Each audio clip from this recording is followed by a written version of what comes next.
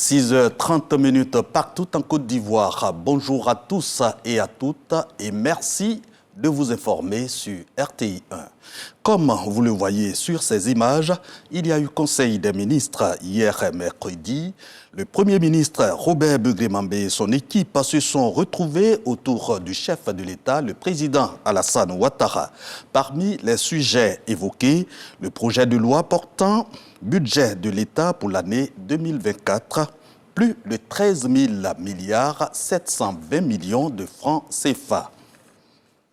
Encore examen de projet de loi, mais cette fois à l'Assemblée nationale. Les députés membres de la Commission des affaires générales et institutionnelles ont adopté 3 projets de loi.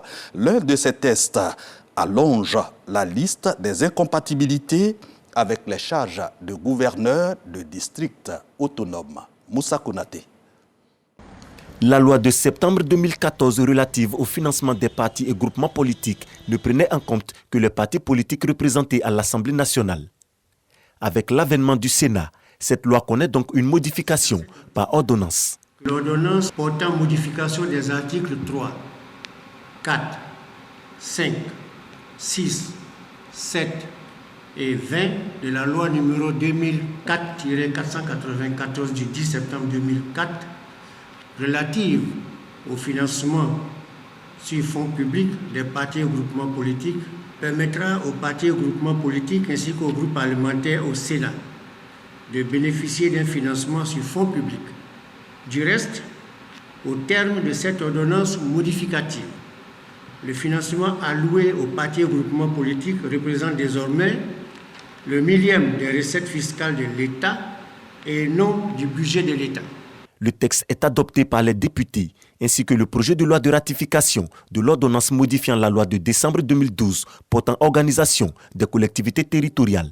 Ce projet de loi prévoit une hausse du nombre des vice-présidents des régions, des adjoints au maire, des conseillers municipaux et régionaux. S'agissant de la région, il est ainsi proposé de porter le nombre maximum de conseillers régionaux de 60 à 90 avec un minimum de 35 conseillers régionaux pour les régions dont la population est inférieure à 300 000 habitants. Quant au vice-président, le plafond a été porté à 8 pour les régions dont la population excède 1 million d'habitants contre 6 actuellement. Relativement à la commune, le nombre maximum de conseillers municipaux passera de 50 à 75, avec un minimum de 28 conseillers pour les communes dont la population est inférieure à 10 000 habitants. Quant aux adjoints au maire, le nombre maximal est passé de 6 à 8 pour les communes de plus de 1 million d'habitants.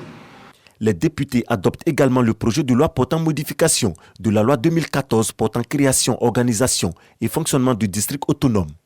Le texte précise que la fonction des sénateurs, tout comme celle du président d'institution, membre du gouvernement, député, maire, président du conseil d'administration et directeur général de société publique est incompatible avec le statut de gouverneur du district autonome. Pêche à présent pour changer de sujet. Les États africains riverains de l'océan Atlantique réfléchissent à garantir la pérennité des espèces marines. Les travaux de leurs représentants sur place ici, à Abidjan, s'achèvent ce jeudi. Juliette Ouéa. 22 pays membres de la conférence ministérielle sur la coopération halieutique entre les États africains riverains de l'océan Atlantique, dont la Côte d'Ivoire, mobilisés pour préserver les ressources halieutiques destinées aux générations futures. Car une gestion responsable des ressources marines est essentielle pour garantir la durabilité à long terme de ce qui pourrait être facilité grâce à des révisions et des amendements des accords existants. En fin de compte, le débat autour de ces accords de pêche en Afrique reste complexe et souvent controversé, avec des opinions divergentes sur leur impact réel et leur potentiel. La clé réside peut-être dans la recherche d'un équilibre entre l'exploitation économique et la préservation des ressources marines précieuses. Les travaux visent à améliorer les accords de pêche, mettre fin à la dégradation et à la pollution de l'écosystème marin ou encore maximiser les bénéfices pour les États côtiers et leur population. Nous sommes sur la bonne voie et qu'avec cet outil qu'est l'organisation comme AFAT, nous pensons quand même avoir franchi un certain nombre d'étapes vers une plus grande intégration, une plus grande coopération entre les États africains dans le domaine de la pêche. Les captures totales des États africains riverains de l'Atlantique comprennent des espèces de grande valeur commerciale, dont les thonidés et les crustacés. Tout autre sujet et non des moindres, la santé. 6 directions départementales équipées de véhicules et de matériel médical par l'OMS, l'Organisation mondiale de la santé. Un renforcement des capacités dans le cadre du projet dit de résilience, un projet qui vise la sécurité sanitaire dans le Gontougo et le Tchologo, 2 régions frontalières qui reçoivent d'importants flux de population. Didier Nguessan. L'Organisation mondiale de la santé fait don de 6 véhicules pick-up et du matériel médical. Il s'agit des kits de visioconférence, des tables de réanimation pour nouveau-nés, des glaciers de transport de produits sanguins. Ce don est destiné aux districts sanitaires du Bokani et du Tchologo, au bénéfice des départements de Teini, Ouangolodougou, Doropo, Nasiankong et Feke. Ici, les efforts du gouvernement de la Côte d'Ivoire à travers votre département ministériel ont permis le contrôle à temps de la récente pandémie à Covid-19 et le renforcement des capacités nationales à la riposte. Des défis importants persistent, notamment dans les régions sanitaires du Tchologo et du Bonkani. Ces dons contribueront à la préparation et à la détection et aussi à la réponse aux événements de santé publique dans ces 2 régions. D'un montant de 304 millions de francs CFA, ce dont renforce la sécurité sanitaire dans les districts bénéficiaires. Les acquis de cet accompagnement multiforme sont indéniables. L'éradication du tétanos néonatal, de la poliomyélite dans notre pays et récemment le contrôle de la Covid, pour ne citer que ces exemples. Certes, des défis nombreux restent encore sur le chemin qui mène à la santé pour tous, dont le défi de la gouvernance, mais nous sommes convaincus qu'ensemble, nous allons relever ces défis. Je mettrai un point d'honneur au suivi de la bonne utilisation des équipements qui nous ont été livrés pour améliorer les performances de notre système de santé. Après environ 7 ans de mission en Côte d'Ivoire, le représentant résident de l'OMS est en fin de mission. Le ministère de la Santé lui a rendu un hommage pour sa contribution au renforcement du système de santé. Pierre Demba a distingué Dr Jean-Marie Vianney Yameogo au rang de commandeur de l'ordre du mérite de la santé. Le récipiendaire va déposer ses valises au Sénégal, toujours au service de la santé. Restons avec Didier Nguessan pour fermer la page santé de ce journal sur le passage du vaccin contre la poliomyélite. C'est le 2e passage. Cette campagne se tient du 27 au 30 octobre 2023. Elle couvre les 113 districts sanitaires du pays. 6 700 000 enfants de 0 à 5 ans à vacciner.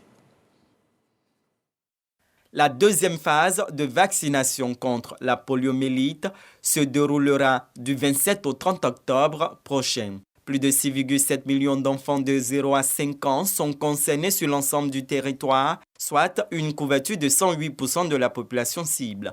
C'est une opportunité qu'on nous donne encore en faisant le 2e passage de pouvoir donner aux enfants de 0 à 5 ans les doses de polio, quel que soit le lieu où se trouvent, pour que d'ici la fin de l'année, nous ne parlerons plus de cas de poliomyélite retrouvés par-ci ou par-là. Le vaccin ne donne pas la fièvre ni la diarrhée et n'empêche pas les filles de faire des enfants. 2 gouttes sont administrées gratuitement à chaque enfant afin de le prémunir contre cette maladie invalidante.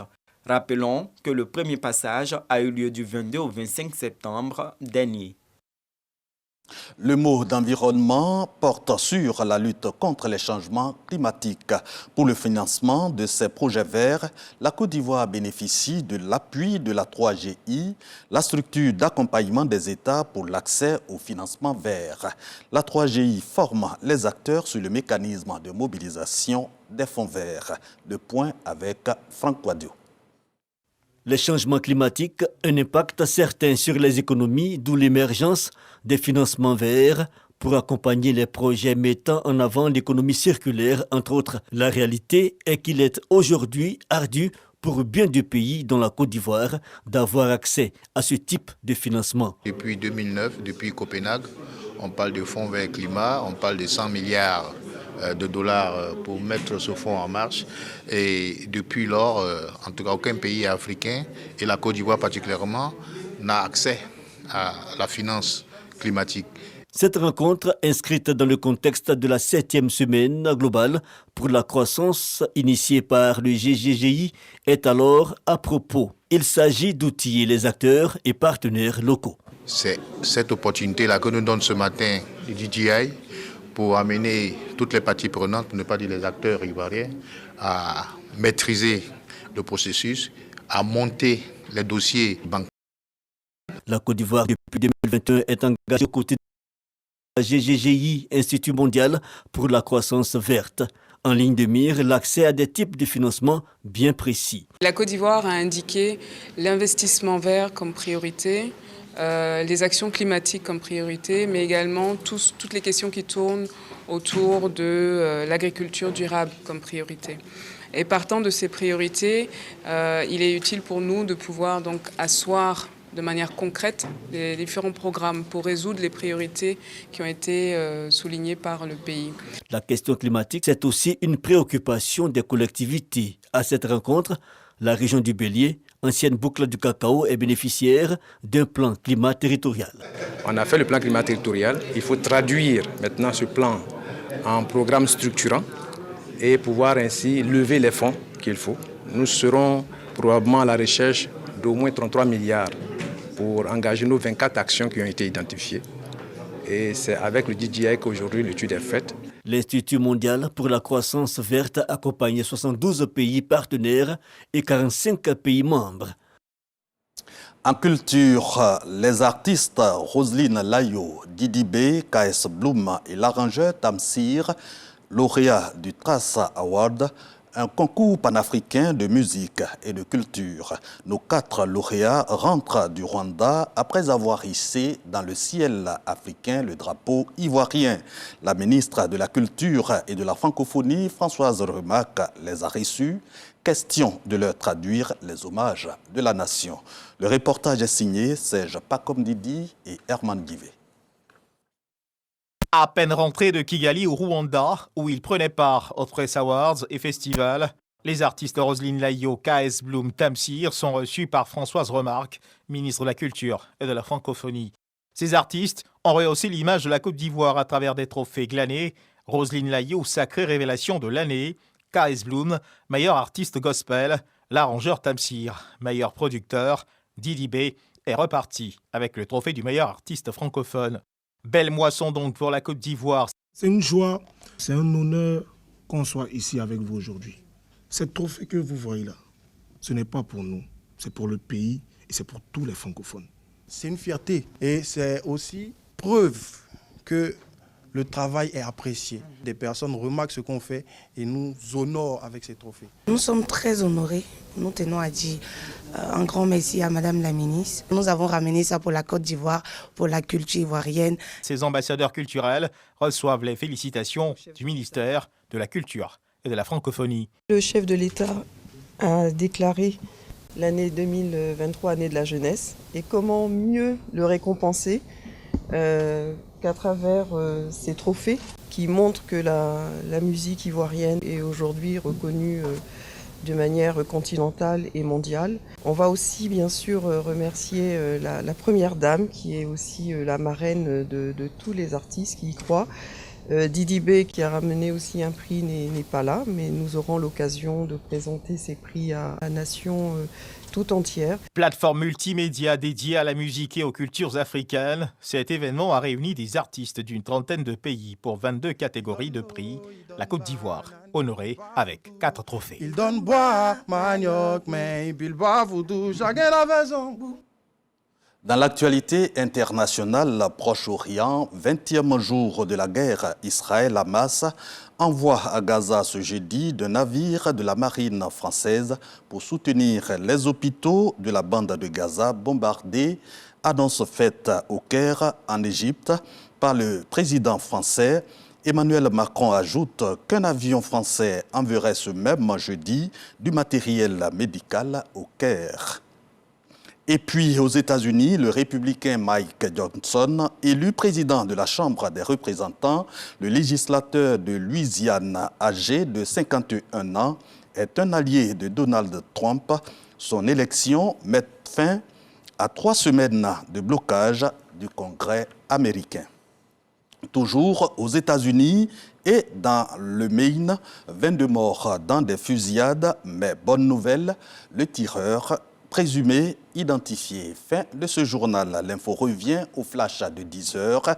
Très bonne journée sur RTI 1.